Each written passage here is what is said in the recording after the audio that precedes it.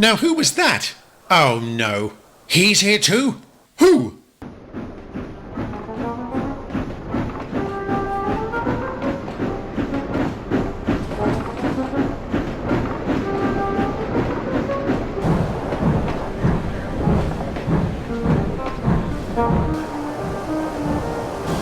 So, Scotty, they let you out of the works, did they? No matter.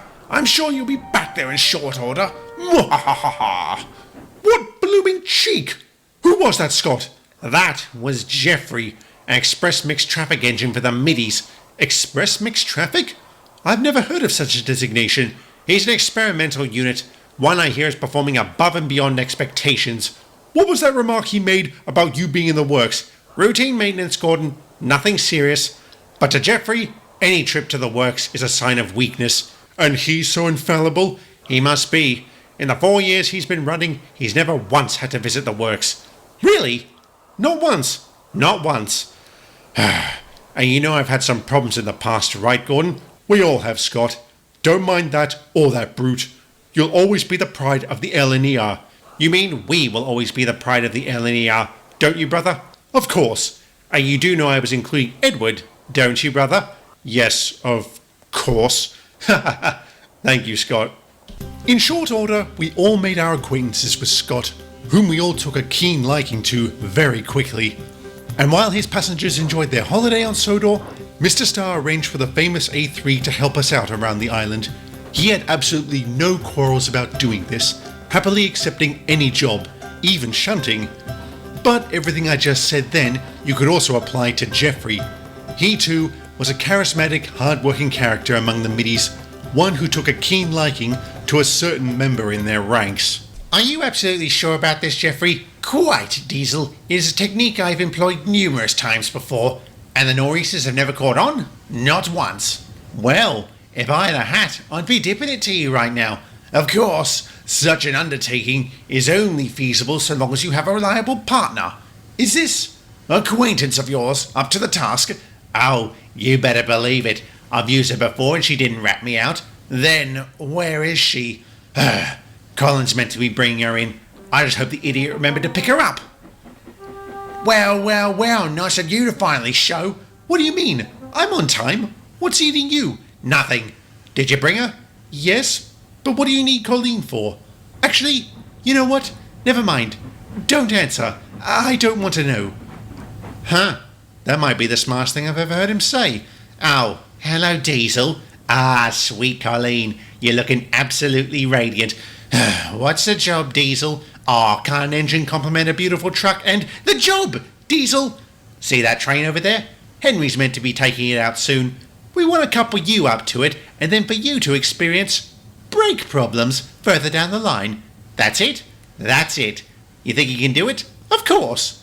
Oh, Colleen, you're an absolute treasure. Oh, spare me, Diesel.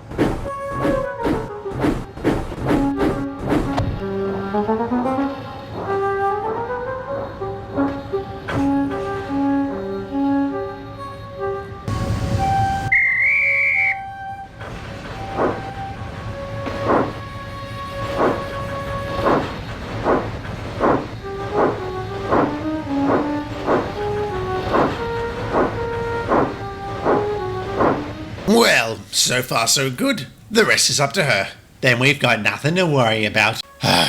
You're such a pompous git, Joey. True, but at least I'm a law-abiding one. He should be here soon. I'll get into the shed. Keep him talking and don't let on that I'm here. I won't. I'll never do Diesel a favour again.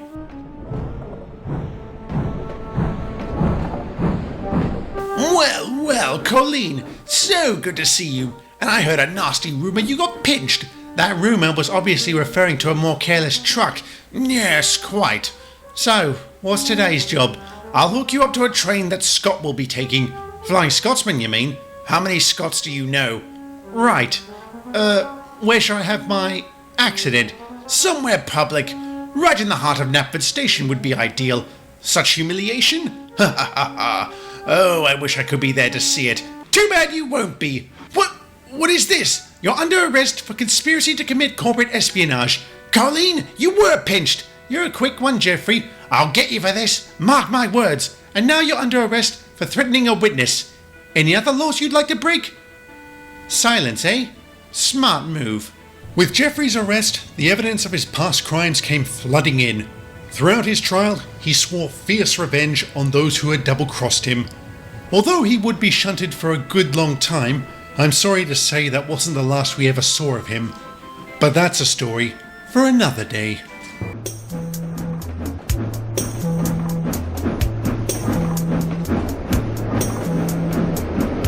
Ah, Edward, Henry, hello. Good to see you both again. Oh, cinders and ashes. Don't tell me you're filling in for Peter, Geoffrey.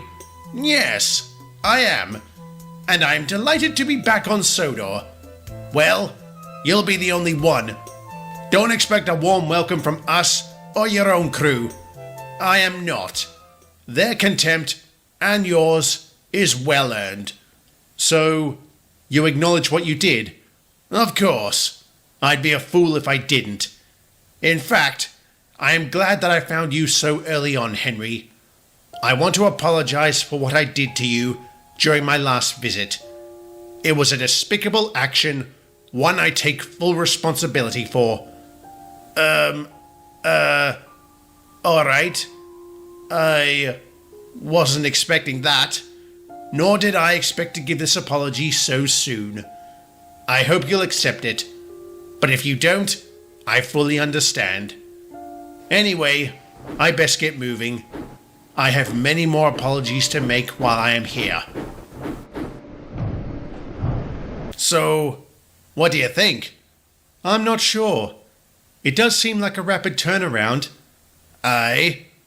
Then again, I heard he got 30 days at Railgate. I'm sure that gives an engine ample time to think. Long enough to change an engine entirely? I guess we'll find out soon enough. So, what are we doing here, Diesel? For the 8th time, Colin. I don't know. The station master said he got a call from Mr. Zorro telling us to wait here, so we're waiting. It better be important. There's work that needs doing, and without Peter, we're going to have a hard time of it. Too right, Colleen. You think maybe it's about Peter? What did I just say about not knowing anything? So I finally got you to admit it. Wait, what? Did you just... Grrr. I swear, you two are worse than... What's wrong? Up ahead!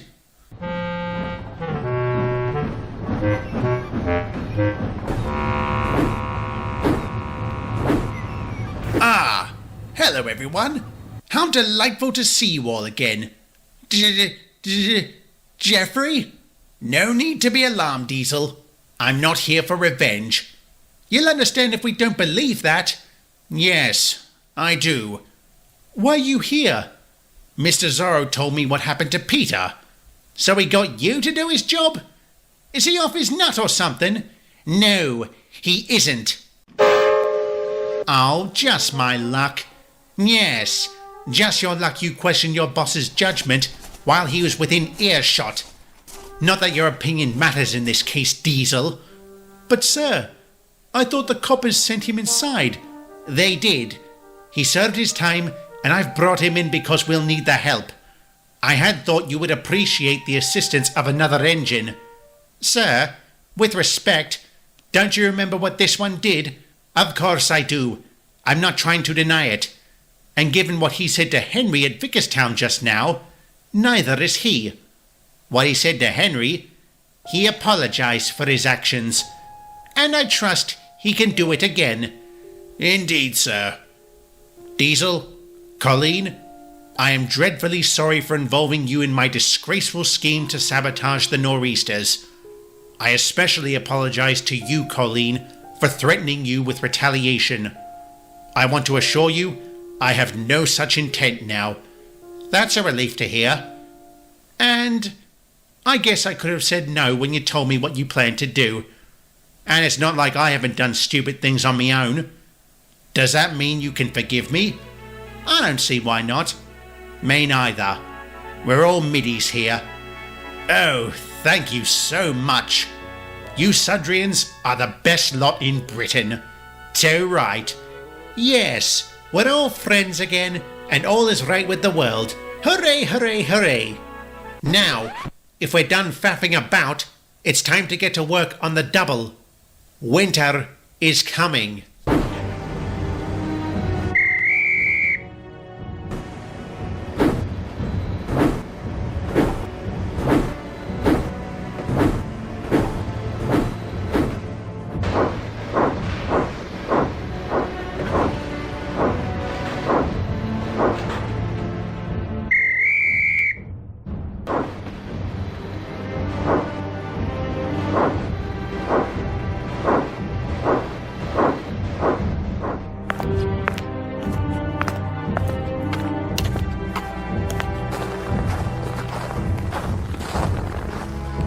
Well, the train went out on time, Gov. Are you sure he's up to the task? He's too desperate to not see it through. I hope so, because my associates wish to bring in a large quantity of the product and will require a secure route for transportation. I'm sure if you offer the same rate, plus a little extra, he'll be too happy to oblige. Well, maybe not happy, but he'll still do it. You seem awfully sure about that. My old man was a compulsive gambler. Trust me, they can't stop. I will pass on your advice to my associates. If they agree, we can begin next week. Police! Don't move! What?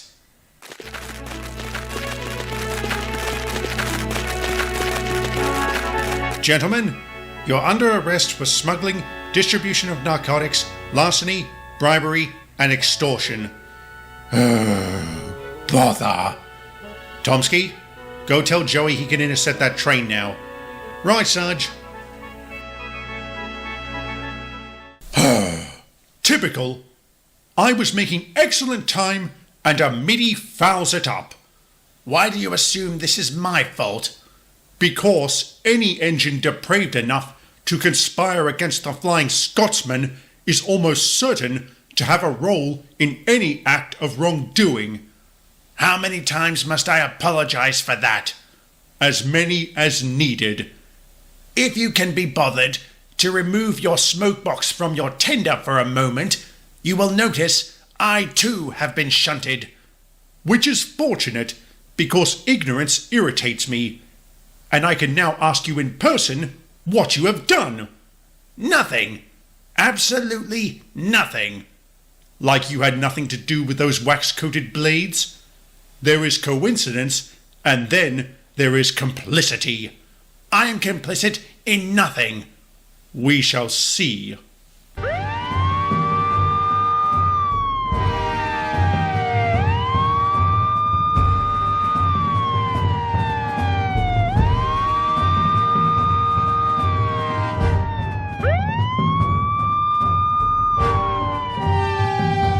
What's the matter, Joey? This train is suspected of carrying illegal narcotics. I need you to uncouple at once and come with me, Gordon. Excuse me! There must be a mistake. No mistake, Gordon. Earlier today, we apprehended 2 men we've had under observation for drug trafficking. One of them has already confessed to his part in the crime and admitted he smuggled something on board your train. Are you sure it was my train? Not one being hauled by a certain red locomotive from a certain disreputable company? One who has known the hospitality of Railgate Prison? Yes, Gordon. The suspect also admitted to enlisting the assistance of your guard. You mean Homer? Indeed. As you can see, my men have placed him under arrest, and we are currently executing a search of the van in which the narcotics are supposedly stashed. I don't believe it. Well, even if my guard was complicit in this crime, I was not. Unfortunately, Gordon, as an officer of the law, I can't just take your word for it. I still need you to come with me. This is preposterous. I have never once been in trouble with the law. And what? That excuses you from questioning or suspicion? Everyone has the capacity for law-breaking. Even you? Don't sneer, Gordon. It will not help your situation. Only cooperation will. If you are innocent, our investigation will bear it out, and you will be released with the heartfelt apology of myself and the Railway Security Directorate. Is that reasonable? Yes, officer. Good. Then let's get started. Bloody hell! If the Nazis keep this up, there won't be anything left of Britain for them to conquer. Yes, quite. It wouldn't surprise me if that's their new goal, since our lads in the Air Force have yet to break. You think Hitler would be so petty to destroy what he can't have? I do. Most tyrants are. I can only imagine how he must have reacted to hearing the Italians were forced out of Africa. Well, they seem to have redeemed themselves, what with attacking Yugoslavia, Greece and Crete, and I hear they and the Germans have re-entered Africa under the command of some chap named Rommel. Just what we need. A renewed assault against a supposedly secured front. No, what we need is the assistance from the New World our Prime Minister alluded to last year. What will it take for the United States to get involved? Probably the same thing it did last time. Intense outrage to an attack on its sovereignty. Lest we forget, chaps, they have been supplying us with arms and other materials since the start of the conflict. That's all well and good, Scott, but what we need is men. Soldiers willing to lay down their lives in defense of king and country. This is the United Kingdom, Spencer, not the United States. They shouldn't have to fight our war unless it's in their interest to do so. Were the situation reversed, would you support intervening in a distinctly American conflict? No, I don't suppose I would. Well, if the Japanese expansion in Asia continues to go unchecked, we may well find ourselves in league with the Americans once again. Securing an ally at the cost of opening a new theatre to this war? I'm not too sure that's a trade worth making. What I am sure of is we need to keep these evacuation trains moving. And just pray we don't suffer a loss like Gordon did. Indeed. Does anyone know how he's holding up? Last I heard, fine, considering. It's a damn travesty, killing civilians. This war is a damn travesty. Fortunately, the Fat Controller arranged for Geoffrey to transfer in to assist us. His help certainly lightened the load, which did improve our collective mood.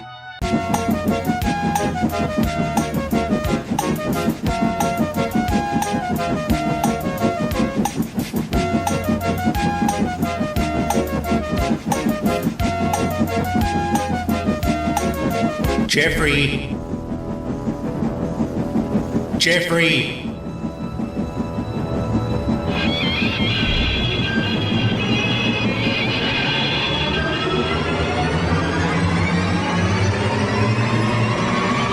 Geoffrey! What the? Your train's ready. You're good to go. Oh, sorry, Toby. I must have dozed off. Thank you. What's the matter, Geoffrey? You look like you've seen a ghost. Maybe I did, Percy. I dreamt about Alfred. Oh, I see. What happened? Nothing really. He just appeared and gave me a rather stern look. Well, let's hope he stays in the realm of dreams. I'm in no mood for dealing with the supernatural this year. Yes, quite. I don't fancy a run-in with anyone's ghost. Certainly not his. Geoffrey, can I ask you something? What was the history between the two of us? Yes, you never actually said why he hated you. It's a rather shameful story. You want to talk about it? Not really, but I will. It was back during my hoodlum days, when I was sabotaging the competition in some misguided sense of company loyalty. One such incident was in London itself. I had gotten wind that the Nor'easters were to take a special passenger train comprised of important dignitaries, which included the Duke and Duchess of Boxford. Alfred was assigned to take it. Long story short, I arranged for a goods train to derail near the Nor'easter sheds, trapping them inside. It was my hope either I or a fellow middy would be called upon as a replacement. Unfortunately for me, the plan backfired, as Spencer happened to be outside the shed at the time. He ended up taking the train, and afterwards, the Duke and Duchess expressed an interest in buying Spencer once his working career is done. Alfred was furious at missing out on this opportunity, even more so when he found out I was responsible for that. How did he find out? I told him. After serving my sentence in Railgate, I set about making amends with everyone I had wronged. Amazingly, they all forgave me. With one exception. He kept on hating me. I truly believe the only time he stopped was when he rushed that bomb out of the harbor back during the war. Do you wish he had forgiven you? I do. But there's not much hope in that happening now. Never say never, Geoffrey. Especially on this island. I'll keep that in mind. I'd best get going. Thank you for listening, chaps. No worries, Geoffrey. Safe travels.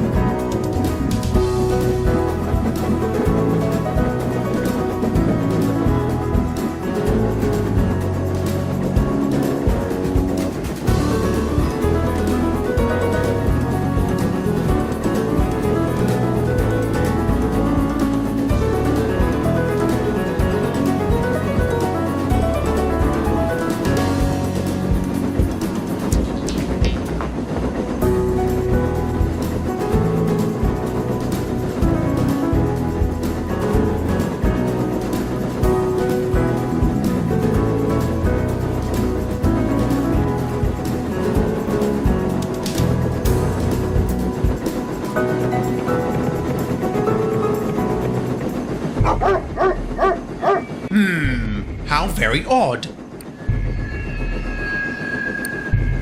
And those trees, most peculiar. Oh my goodness!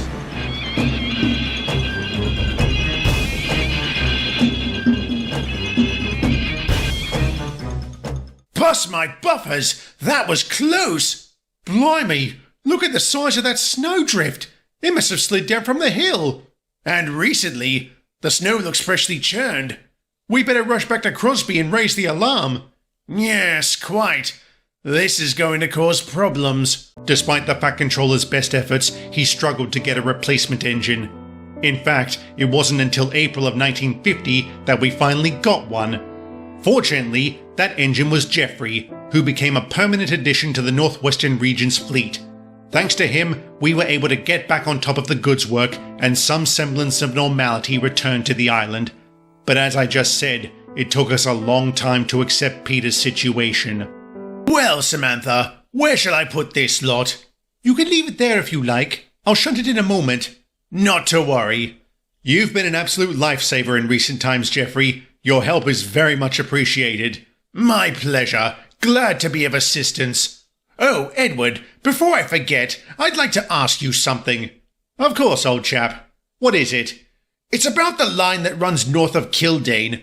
I've travelled past it many times over the years, but I've always forgotten to ask about it. Until now. Very well. What do you want to know? I've never seen any traffic go up or down that line. Why is that? For one, it only goes north about 3 miles, and for another, it doesn't connect up to anything. Then what is it? It would have been the Peil Godred branch line. Would have been? Yes. It was a government initiative back during the Great Depression, an effort to create jobs. What happened? What little money there was assigned to the project ran out sooner than expected. Ever since, it's been left to rust. I've heard a lot about Peil Godred. They say it's completely built inside the walls of an old castle. Indeed it is. Or so I'm told. It's a rather popular tourist attraction, but it's very hard to get to by road. In fact, the only way to get to it really is to take the train from Alsborough to King Ori's Bridge and then a bus to the castle. Sounds rather inefficient. Indeed it does. But the Mid-Sodor chaps like this arrangement as it provides a lot of revenue for their railway. And from what I hear, they need every shilling. Yes, it is rather worrisome, isn't it? So is the fact we need to get this train to Vickerstown and we're already late. We are? Bust my buffers. Sorry you two, but I really must dash. Ta-ta! Goodbye, Edward. Later, Edward.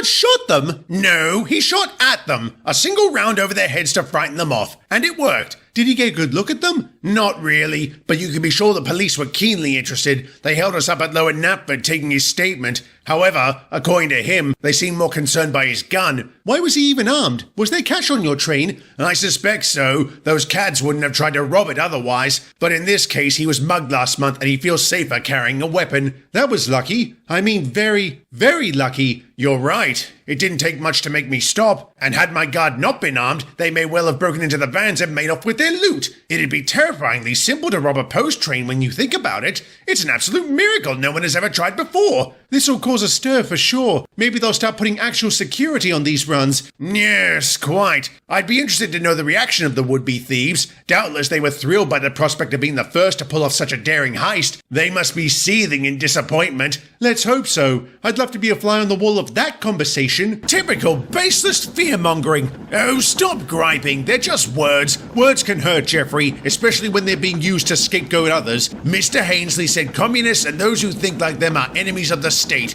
He's not entirely wrong. Would you call me an enemy of the state? Only if you advocated the death of democracy. Which I don't. I believe in freedom of speech and thought. All speech and thought, not just what's fashionable and patriotic. I agree with that. Then what's the problem? No problem. We fought 2 world wars in defense of freedom, and communism is a threat to that. It's being misused, I'll give you that. But any type of philosophy can if given to the wrong people. And communism too often gives powers to those kinds of people. Now half of Europe lives in tyranny because of it. We must be vigilant to ensure that doesn't happen here. I like you, Geoffrey, but sometimes you sound like such a drone. If it means keeping this great country of ours free, that's a burden I'm willing to bear. Better dead than red. Wait a minute. Wait a minute!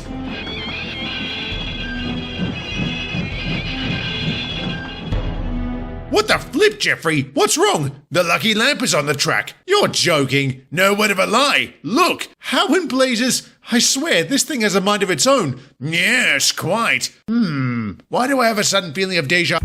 What was that? Oh, no. Oh, it's just... Oh, look at me, spooked by a deer. How ridiculous...